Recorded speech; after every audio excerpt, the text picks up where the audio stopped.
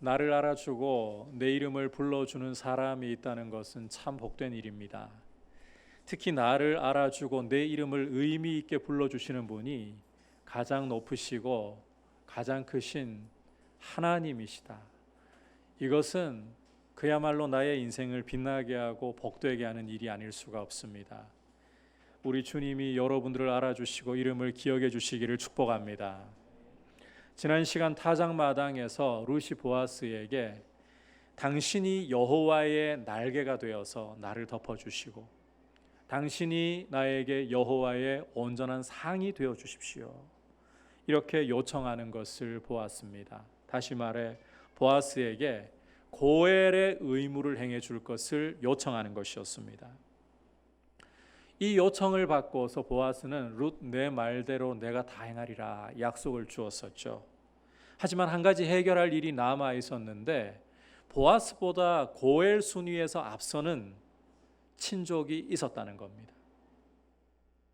따라서 보아스는 날이 밝으면 이 고엘 1순위자를 만나서 고엘의 책임 문제를 의논하고, 만약 고엘 1순위자가 그 책임을 받아들이려 하지 않는다, 그럴 경우에는 자기가 그 책임을 다 받아들이겠다, 이렇게 룻에게 약속을 하고 보증물로서 보리를 6대 되어서 룻에게 지워주었습니다.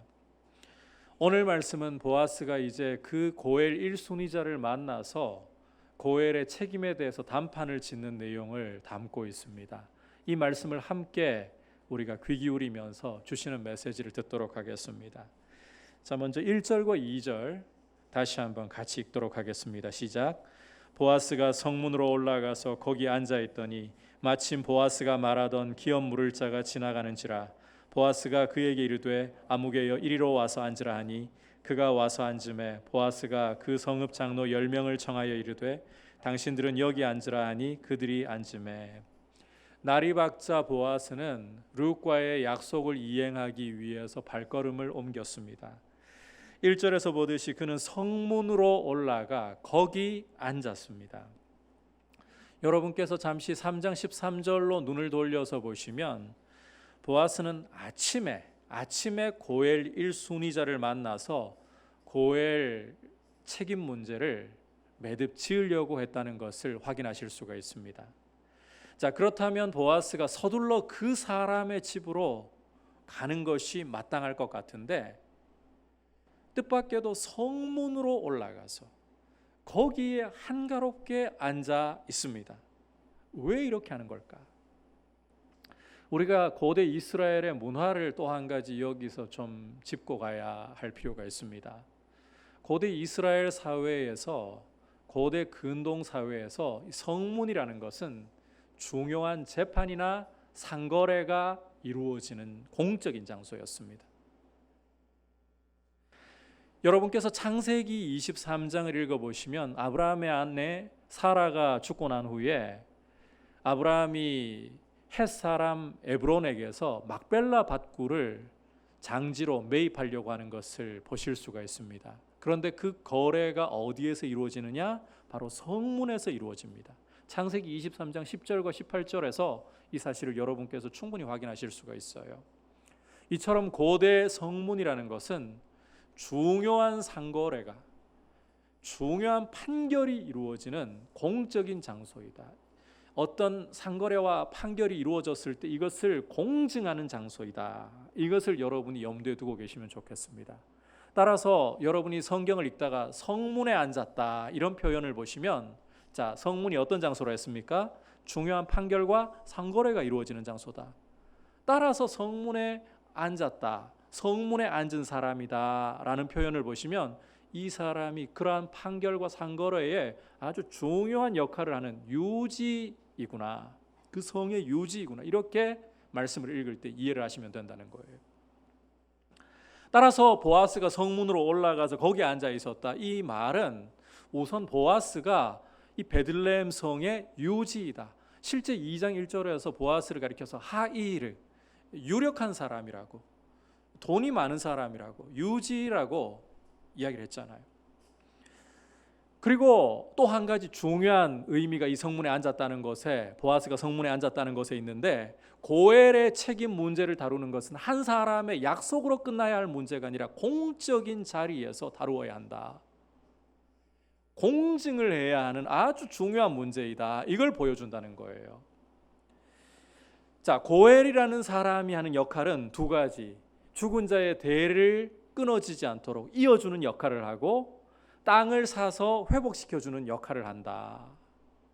자, 그런데 이렇게 중요한 책임을 맡는 사람이 자기가 이 일을 하다가 손해볼 것 같아서 책임을 포기해 버리려고 한다. 그러면 고해를 기대하고 있던 사람은 어떤 일을 당하게 되는 겁니까? 그야말로 하늘이 무너지고 땅이 꺼지는 것 같은, 두 번 죽임 당하는 것 같은 고통을 겪을 수밖에 없다는 거예요. 그래서 이 문제는 개인의 약속 차원에서 어길 수도 있는 이런 문제로 내버려 두지 말고 공적인 자리에서 공증을 함으로써 이 문제를 확실하게 처리해야 한다. 이게 보아스가 고엘의 책임을 대하고 있는 모습이라는 것입니다. 이런 의도를 가지고 이제 보아스가 성문에 올라가 앉아 있을 때 마침 보아스가 말하던 기업 물을 자 고엘 1순위자가 그 앞을 지나가고 있었습니다. 이걸 해설을 조금만 곁들이자면 하나님께서 정확한 타이밍에, 그 이른 아침 정확한 타이밍에 이 고엘 1순위자의 발걸음을 인도하셔서 그곳을 지나게 하셨다는 것이죠. 이 모든 상황이 하나님이라는 표현이 따로 안 쓰여도 하나님의 주권적인 손 안에서 이루어지고 있구나, 이걸 생각하시면 된다는 거예요. 하지만 우리가 여기에 초점을 맞추려는 건 아니기 때문에 여러분께서 이 사실 염두에만 두시고 이 부분은 넘어가도록 할게요. 자, 이제 이 고엘 1순위자를 만난 보아스는 아무개여 이리로 와서 앉으라 라고 초청을 하고, 이 사람과 더불어서 성읍의 장로 10명을 증인으로서 더 초청해서 함께 앉게 했습니다. 앞서 말씀드린 것처럼 고엘의 책임 문제를 공적인 화제로 공증을 하겠다, 이 의도라는 거예요. 이렇게 자리를 마련한 보아스는 이제 고엘의 책임 문제를 거론하기 시작했습니다. 3절 4절 함께 읽도록 하겠습니다. 시작. 보아스가 그 기업 물을 자에게 이르되 모압 지방에서 돌아온 나오미가 우리 형제 엘리멜렉의 소유지를 팔려함으로 내가 여기 앉은 이들과 내 백성의 장로들 앞에서 그것을 사라고 내게 말하여 알게 하려 하였노라. 만일 내가 물으려면 물으려니와 만일 내가 물으지 아니하려거든 내게 고하여 알게 하라. 내 다음은 나요 그 외에는 물을 자가 없느니라 하니. 거기까지만 볼게요. 보아스는 우선 나오미가 죽은 엘리멜렉의 땅을 팔려 한다라는 사실을 이 고엘 1순위자에게 증인들 앞에서 알려주고 있습니다. 과부가 된 나오미는 더 이상 가난해서 땅을 유지할 힘이 없기 때문에 이걸 팔아야 한다는 것을 공지를 해주는 것입니다. 따라서 고엘 1순위자 된 아무개 당신이 그 기업을 물으시오. 만일 그 책임을 당신이 지기를 원치 않는다면 나에게 알려주면 내가 그 책임을 지겠소. 이렇게 지금 보아스는 제안을 하고 있는 것입니다. 증인들 앞에서 공적으로 제안을 하고 있는 거예요. 자, 이제 이런 제안을 받은 고엘 1순위자가 어떤 대답을 하는가? 4절 끝부분을 보시면 내가 물으리라, 내가 고엘의 책임을 받아들이리라, 너무 쉽게 너무 순순히 이 일을 수용을 하고 있어요. 여러분, 이 고엘의 책임을 진다는 것은 손해를 감수해야 되는 일이라고 했잖아요. 망자의 대를 이어주고 땅을 사서 그 망자의 대를 잇는 아이에게 넘겨주고, 그러려면 기업에 많은 손해를 감수해야 되는 일이에요.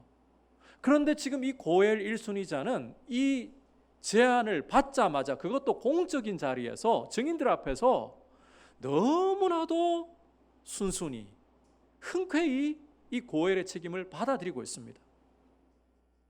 혹시 이 고엘 1순위자가 보아스처럼 하이르한, 도덕적으로도 굉장히 탁월한 사람인가? 결론부터 말씀을 드리자면 이 사람은 그렇게 하이르한 사람, 도덕적으로 탁월한 사람 아닙니다. 문맥의 흐름을 보시면 이 사람은 거의 슈퍼컴퓨터급으로 이 상황을 머리로 계산을 한 것 같아요.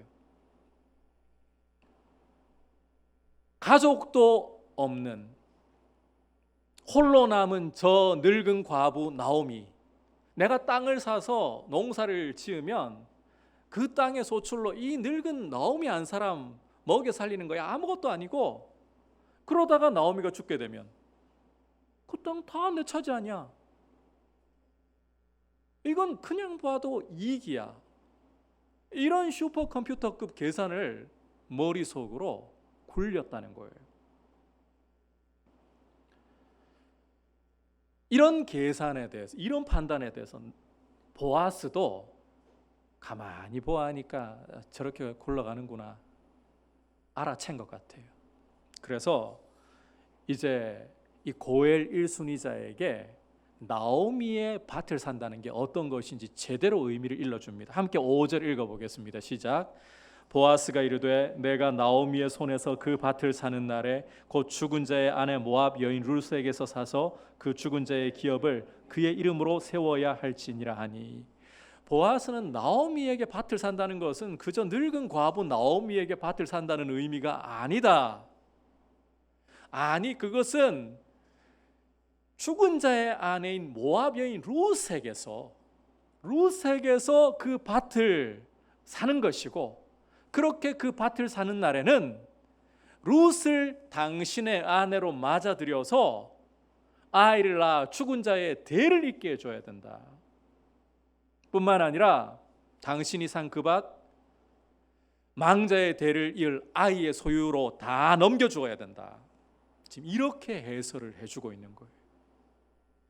나오미의 밭을 산다고 하니까 늙은 과부, 가족도 아무도 없는 늙은 과부 한 사람에게서 밭을 산다고? 아니야. 그게 아니야. 나오미에게는 과부 며느리 룻이 있어. 그걸 생각해야지. 지금 이런 상황 전개는 고엘 1순위자가 아예 상상조차 하지 않았던, 한 동네에 있으면서 이런 소문조차 못 들었나 싶은 생각이 드시겠지만, 사람이 계산에 눈이 멀다 보면요, 이익에 눈이 멀다 보면 이런 상황 순간적으로 잊어버립니다. 이 상황을 지금 보아스가 일깨워 준 거예요. 그러니까 고엘 1순위자가 이런 상상도 못했던 상황 전개를 접하면서 어떤 대답을 하느냐. 6절 함께 읽어보겠습니다. 시작. 그 기업 물을 자가 이르되 나는 내 기업에 손해가 있을까 하여 나를 위하여 물으지 못하노니 내가 물을 것을 내가 물으라 나는 물으지 못하겠노라 하는지라. 여러분, 이 말씀을 읽어보시면 따로 설명은 없지만 고엘 1순위자 이 아무개시가 굉장히 당황한 것이 역력한 모습이죠. 그래서 황급히 말을 바꿔서 나는 고엘의 책임을 못 받아들인다. 나는 나오미의 기업을 모를 생각이 없다. 보아스 당신이 앞서 나한테 그 기업 물을 책임 받아들이겠다고 했으니, 고엘의 책임 받아들이겠다고 했으니 당신이 그 책임을 받아들이라. 보아스에게 책임을 넘겨버리고 있습니다. 정말 머릿속 계산이 슈퍼컴퓨터급이에요.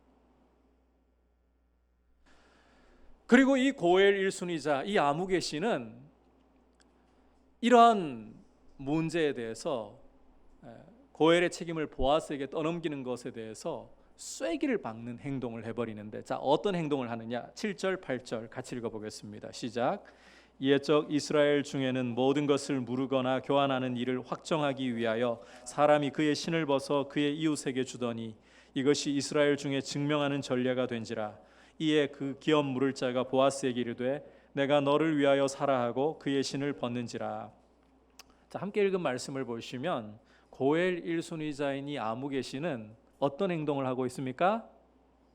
자기의 어떻게 하고 있어요? 신을 벗어버리고 있죠. 신을 벗어버리고 있어요. 나는 고엘의 책임 질 생각 없다. 보아스 당신이 이 책임을 져라. 그걸 확증하는 표로, 이 문제에 쐐기를 박아버리는 표로 신을 벗어버리고 있다는 거예요. 본래 이스라엘에서 신을 벗는 행위는 이런 의미로 쓰인 게 아니었습니다. 여러분께서 신명기 25장 5절에서부터 10절까지 말씀을 읽어보시면 어떤 사람이 자식을 낳지 못하고 죽게 되었다. 그럴 때 어떻게 해야 된다 했습니까? 그 망자의 형제 중에서 이제 이 죽은 자의 아내를 취해서 자식을 낳아 형제의 대를 잇게 해주어야 한다라고 말씀을 드렸었죠. 계속 들어오던 이야기예요.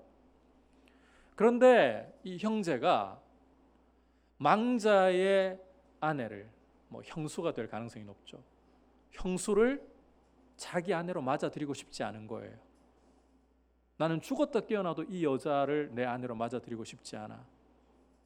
그러면 이 여인은 성문에 앉아있는 장로들에게 가가지고 내가 이런 일을 당했습니다. 내 죽은 남편의 형제가 나를 아내로 맞아서 대를 이어줘야 되는데 이 형제가 대를 이어줄 생각을 하지 않고 원치도 않고 있습니다. 고발할 수가 있어요. 이 사건을 고발할 수가 있는 거예요. 그러면 성읍의 장로들이 이 사람을 불러서 조사를 합니다. 증인들 앞에서 조사를 합니다. 그런데 이 사람이 역시 그 공적인 자리에서 나는 절대로 이 여인을 내 아내로 맞을 생각 없습니다. 그러면 이 여인이요, 이 남자에게 다가와서는 발에서 신을 벗겨버리고 얼굴에다가 침을 탁 뱉으면서 이스라엘 가운데에서 형제의 의무를 행하지 않는 사람은 이런 일을 당해도 싸다 하면서 외치는 거예요. 그리고 나면 이 고엘의 의무를 거부했던 사람은 신벗긴 자의 집이라는 오명으로 그 성읍에서 두고두고 수치를 당하게 되는 겁니다. 그러니까 신벗김을 당한다. 이것은 고엘의 의무를 저버렸기 때문에 형제의 대를, 원래 구약 성경을 읽어보시면 두 가지 중요한 하나님의 축복이 흐르고 있어요. 하나님 나라를 이루기 위해서 자손과 땅이라는 축복을 하나님께서 명하셨어요. 그래서 자손의 복을 이어가야만 됩니다. 그것 때문에 이 고엘 이야기가 나오는 거예요. 땅도 회복시켜줘야 돼요. 하나님의 축복이기 때문에. 그래서 고엘 이야기가 나오는 거예요. 그런데 이 고엘의 의무를 저버린다. 그런 경우는 두고두고 사람들에게서 소치를 당할 수밖에 없다는 거예요. 그게 신벗김 당한다는 것의 원래 의미예요. 그런데 오늘 이 고엘 1순위자를 여러분이 주목해서 보시면 이 사람은 신벗김을 당하는 게 아니라 룻이 다가와가지고 이 사람 발에서 신을 벗기고 뺨에다가 얼굴에다가 침을 뱉어버리는 것이 아니라 자기가 자발적으로 신을 벗어버리고 있어요. 모세 율법대로라면 자기가 스스로 공적인 자리에서 수치를 취해버리는 행동을 하고 있다는 거예요. 그런데 더 놀라운 것은, 더 충격적인 것은 이 사람의 모습을 보고도 둘러서 있는 증인들이나 성읍의 장로들 10명이 전혀 이 사람의 행동에 대해서 우려스러운 행동으로 왜 그런 짓을 하느냐라는 시선으로 수치스럽게 바라보지 않는다는 점입니다. 아니, 이 성문에 모여있는 모든 사람들이 이 고엘 1순위자의 행동을 자연스러운 권리 포기의 증표로서 받아들이고 있다는 거예요. 권리 포기의 증표로 받아들이고 있어요. 룻기 기자는 이런 분위기가 지금 이 신발을 자발적으로 벗으면서 고엘의 의무를 포기하는 이런 행위가 자기 권리를 주장하는 행위라고 이렇게 습관이 만들어져 버린 게 오래전부터 있어온 일이다. 이게 사회적인 분위기가 되어버린 지가 제법 오래된 일이다. 이런 해설을 곁들이고 있습니다. 이제는 이스라엘 안에서도 신벗김을 당하는 것은 고사하고 자기 스스로 신을 벗는 행위가 손해보지 않기 위한 상식적인 행위가 되어버렸다. 사람들에게 너무 자연스러운 행위가 되어버렸다. 이렇게 설명을 하고 있는 거예요. 여러분, 모세율법에서는, 하나님의 말씀에서는 이스라엘이라면, 하나님의 백성이라면 공동체 안에 고통을 당하고 어려움에 처한 형제를 보면서 그 형제의 짐을 서로 지려고 해야 되고 손해를 감수하려고 하는 행동을 해야 된다. 이게 하나님 백성의 도리다라고 말씀을 하고 있어요. 그걸 요구하고 있어요.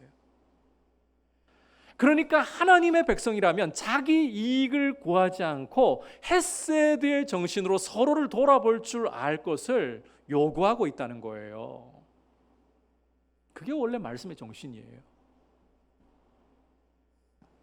하지만 사람들은 이와 같은 말씀을 어느 순간부터 자신들이 편리한 방식으로 어떤 일을 모르거나 교환하는 일을 확정하기 위한 관습으로 바꾸어 버렸다. 더 이상 신을 벗는 것이 만인의 수치가 아니라 만인의 상식이 되도록 바꾸어 버렸다. 간단히 말해서 자기의 유리함을 위해서, 자기의 이익을 위해서 하나님 말씀을 이렇게 희석시켜 버렸다는 거예요. 말씀의 원액대로 받아 마시려고 하지 않고 희석시켜서 편하게 달콤하게 바꿔버렸다는 것입니다. 수치가 더 이상 수치가 되지 않는 사회적인 분위기, 말씀을 더 이상 말씀이 아닌 상식으로 바꾸어버린 이런 분위기, 이런 분위기 속에서 고엘 일순위자는 당당하게 자기 권리를, 손해보지 않을 자기 권리를 주장하고 있는 게 오늘 말씀의 내용인 거예요. 굉장히 씁쓸한 모습이라고 해야 됩니다. 오늘 말씀을 보시면 그런 분위기가 룻기 기자의 이 표현 속에는 따로 없지만 굉장히 씁쓸한 분위기예요. 그런데 여러분, 이 씁쓸한 분위기가 비단 사사시대의 이 룻기 안에만 끝나는 게 아니라 우리의 모습을, 우리 시대의 분위기를 반영하고 있는 것은 아닌가, 이것 때문에 더 씁쓸합니다. 우리도 하나님의 말씀을 말씀대로 받아들이기보다 우리의 편의를 위해, 우리의 양심의 부담을 덜기 위해 희석시켜버리는 경우들이 종종 있습니다. 여러분께서도 뭐 이야기만 하면 충분히 아실 만한 부분들이 있잖아요. 이를테면 성경 어디에 술 마시지 말라고 하더냐, 술 취하지 말라고 했지.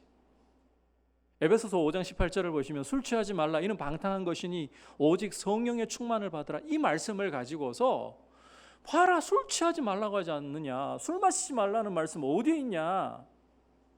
그런데 여러분, 제가 에베소서를 강의하면서도 이 부분 설명을 드렸지만 이 말씀은 술 마셔도 되나 안 되나 이런 시시껄렁한 문제를 다루려고 주신 말씀이 절대 아니에요. 성령 충만을 받으라는 것을 강조하려고 주신 말씀이지, 술 마셔도 되냐 안 마셔도 되냐 이런 저급한 문제를 다루려고 주신 말씀 자체가 아니라는 거예요. 그럼에도 불구하고 우리는 이런 말씀 속에서 우리 양심의 위안거리를 찾아내려고 합니다. 성경 어디에 또 담배 피는 문제를 거론하고 있느냐? 담배 피라는 말 피지 말라는 말 아예 없지 않느냐? 이 당시에 담배가 어디 있습니까, 여러분? 그런데도 우리는 우리의 양심의 안위를 위해서 성경에 담배 이야기 어디 있냐? 신약 어디에 11조 이야기를 하느냐? 구약에나 해당되는 말씀이지.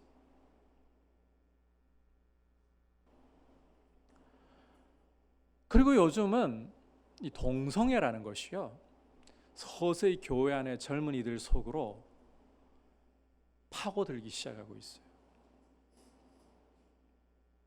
어쩔 수 없는 타고난 기질이나 성향인 것처럼 동성애를 이야기하고 있어요. 여러분, 로마서 1장만 읽어봐도 사도 바울은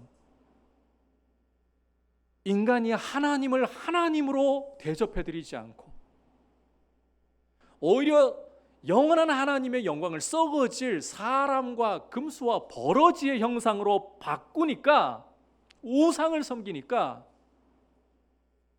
더러운 정욕에 내버려 두심으로 남자가 남자를 보고 부끄러운 일을, 여자가 여자를 보고 부끄러운 일을 행한다. 동성애를 가리켜서 심판의 표라고 말씀하고 있어요. 고린도에 보내는 편지에서는 하나님 나라에 들어갈 수 없는 죄의 목록으로 명시를 하고 있어요. 여러분, 우리가 동성애자를 아예 구원받지 못할 사람으로 주홍 글씨를 그들에게 새겨버려서는 안 됩니다. 그들도 회개하고 예수님 믿으면 동일하게 하나님 백성이 되고 천국의 시민이 되는 줄 믿습니다. 그러나 우리가 죄에 대해서는 죄라고 이야기를 해야 되는 거예요.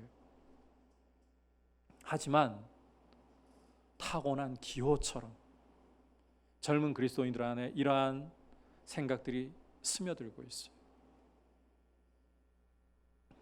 어디뿐입니까? 성경은 돈을 사랑함이 일만하게 뿌리이고 이로써 많은 사람들이 미혹을 받아서 믿음에서 떠났다라고 말씀을 하고 있습니다.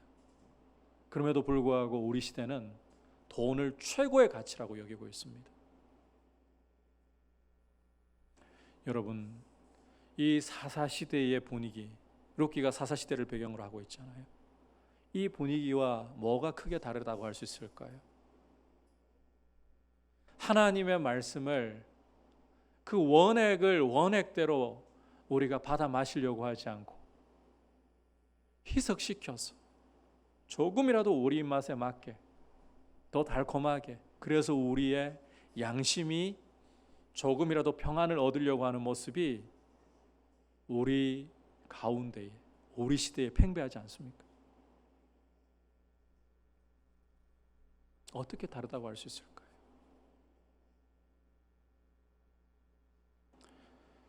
참고로 앞서도 잠깐 언급해드렸지만 룻기 기자는 오늘 이 고엘 1순위자의 행동에 대해서 비판적인 어조를 전혀 사용하지 않고 담담하게 사실을 기록하고 있다는 것을 여러분께서 주목해 보실 필요가 있습니다. 정말 어떤 비판의 어조도 사용하지 않고 담담하게 이 사실을 기록을 하고 있어요. 그렇다면 룻기 기자가 이 사람의 행동을 정당화해주고 인정하고 넘어가려고 하는 것인가? 결론을 그렇게 내리면 안 됩니다. 룻기를 여러분이 이제 다음 시간에 볼 부분인데 자세히 주목해 보시면 룻기 기자는 이 고엘 1순위자의 행동과 보아스의 행동을 굉장히 대비시켜 가지고 기록을 해버립니다. 이것을 통해서 두 사람의 행동이 완전히 대비를 이루면서 보아스의 행동이 빛나게 만들어버려요. 이걸 통해 룻기 기자는 말하지 않아도 이렇게 큰 소리로 외쳐버리는 거예요. 하나님의 기적이 일어나고 하나님의 회복의 역사가 일어나는 것은 상식이 아니라 헤세드를 통해서이다. 비판을 하나도 하지 않는데 보아스의 행동을 대비시켜 부각시켜 버림으로써 헤세드야말로 하나님 백성이 걸어가야 할 옳은 길이고, 이 헤세드를 통해서 진정한 하나님의 회복의 역사, 하나님의 치유의 역사, 샬롬이 임하게 되는 것이다.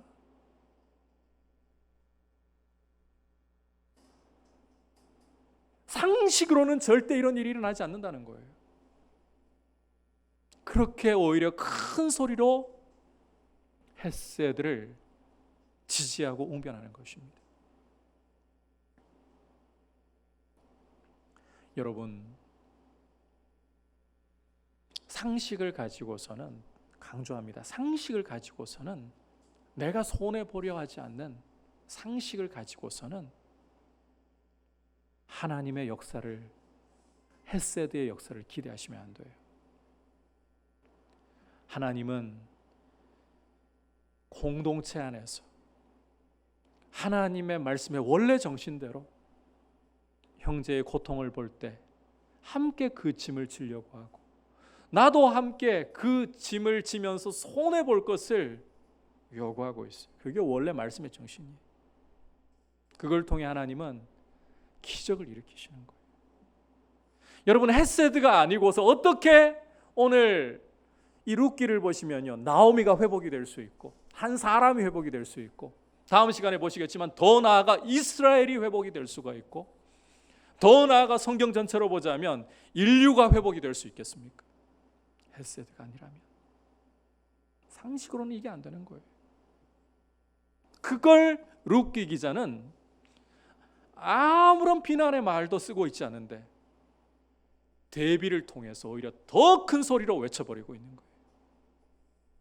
따라서 여러분, 누구 정죄할 것도 없이 하나님의 말씀을 우리의 편의에 맞춰 우리 손해보지 않고 우리 이익에 맞추려고 희석시키는 이런 일을 하지 말고, 말씀의 종이 되어서 하나님의 말씀을 말씀대로 겸손히 받아들이고 순종하면서 헤세드의 정신을 가지고 우리가 공동체 안에서 서로를 돌아보려고 하는, 서로를 하나님의 은혜로 회복해 하는 통로가 되려고 하는 모습으로 주님 앞에 드려질 수 있기를 축복합니다. 이제 여러분, 한 가지만 더 이야기를 드리고 오늘 말씀을 좀 정리를 하려고 합니다. 앞서 보아스가 고엘 1순위자를 가리켜서 어떻게 불렀습니까? 제가 의도적으로 많이 반복을 했거든요.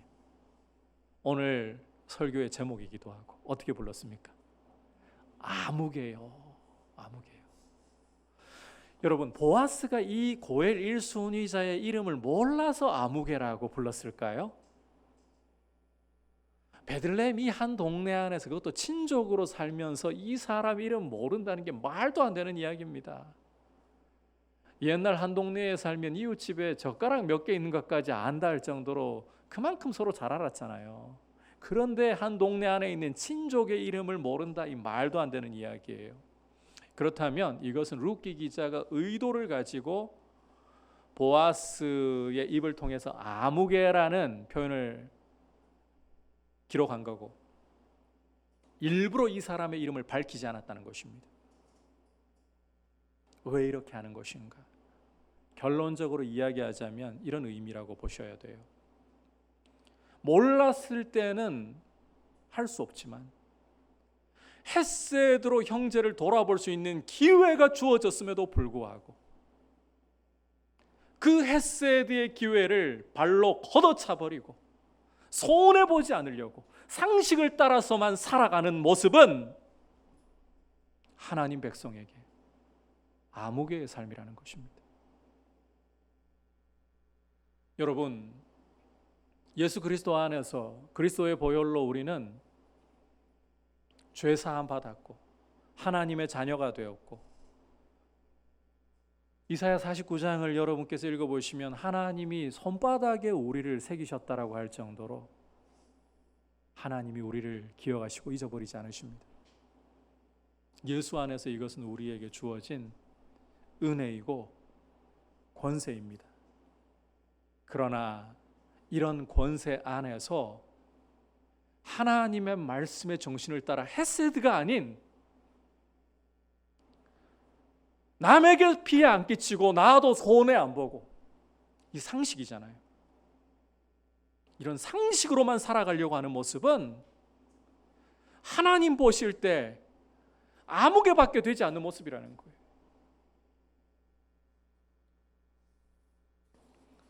여러분, 우리 그리스도인들에게 진정한 축복은 하나님이 나의 이름을 알아주시고 나의 이름을 의미 있게 불러주시는 것입니다.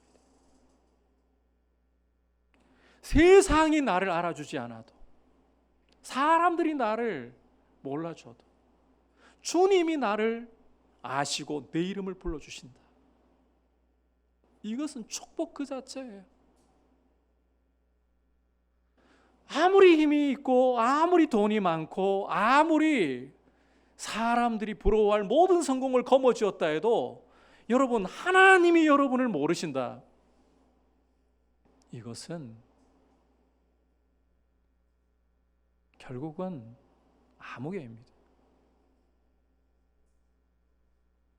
하나님이 알아주시는 것이 진짜입니다. 하나님이 알아주시니까 어떤 일이 일어날 수 있는가? 여러분, 다윗을 생각해 보십시오. 제가 자주 인용하는 다윗. 이 다윗이 이웃 사람들은 고사하고 자기 아버지조차 8째 아들, 막내 아들이라고 목장에 내버려 둔 채 기어가지 않았잖아요. 사무엘이 왕의 후보에게 기름 부으려고 할 때 막내 아들 목장에 둔 채 부르지도 않았잖아요. 그저 양 꽁무니 따라다니면서 양을 지키고 있는 이 다윗, 아버지도 잊어버린 아들 이 다윗. 그러나 하나님이 이 사람을 주목하시고 이 사람을 기억하실 때 어떤 일이 일어났습니까? 목장에서 들어 이스라엘의 주권자로 세우시지 않았습니까? 요셉을 기억해 보십시오. 노예로 팔려가서 억울한 누명을 쓰고 감옥에 떨어져서 문자 그대로 썩었다라는 표현을 써도 마땅할 사람 아니었습니까? 기껏해야 술 맡은 관원장이 잊어버려가지고 완전히 기억에서 사라져버린 요셉. 그런데 하나님이 이 사람을 잊어버리지 않으시고 주목하시고 이 사람의 이름을 부르실 때 어떤 일이 일어납니까? 아무도 기억하지 않는 히브리 죄수가 강대국 애굽의 총리로 올라서잖아요. 여러분, 우리 이 죄성은, 우리 안의 탐욕은 내가 돋보이고 내가 남들보다 더 많은 힘을 가지고 사람들이 부러워하는, 사람들이 알아주는 모습으로 서는 것을 계속해서 원합니다.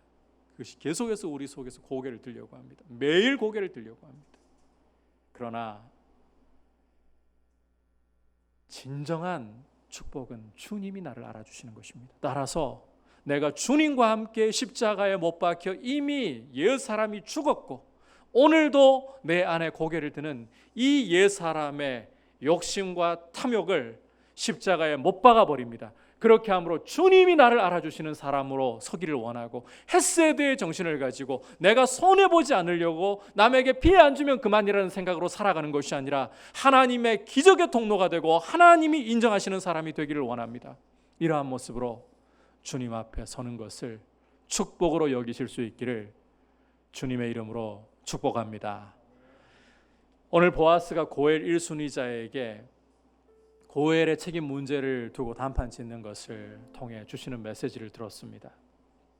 말씀을 나의 편의대로 시대의 흐름에 맞추려 하지 말고 상식이 하나님 말씀 위에 올라가게 하지 말고 건강한 상식을 가지셔야 돼요. 건강한 상식을 버리라는 게 아닙니다. 그러나 상식이 말씀 위에 올라가서는 안 됩니다. 상식보다 말씀이 항상 위에 있어야 돼요. 이제는 아무개의 삶이 아닌 하나님이 기억하시고 하나님이 우리의 이름을 불러주실 헤세드의 마음을 가지고 살아가는 모습으로 주님 앞에 우리 자신을 드릴 수 있기를 축복합니다. 이제 말씀을 생각하면서 321장 같이 고백드리도록 하겠습니다.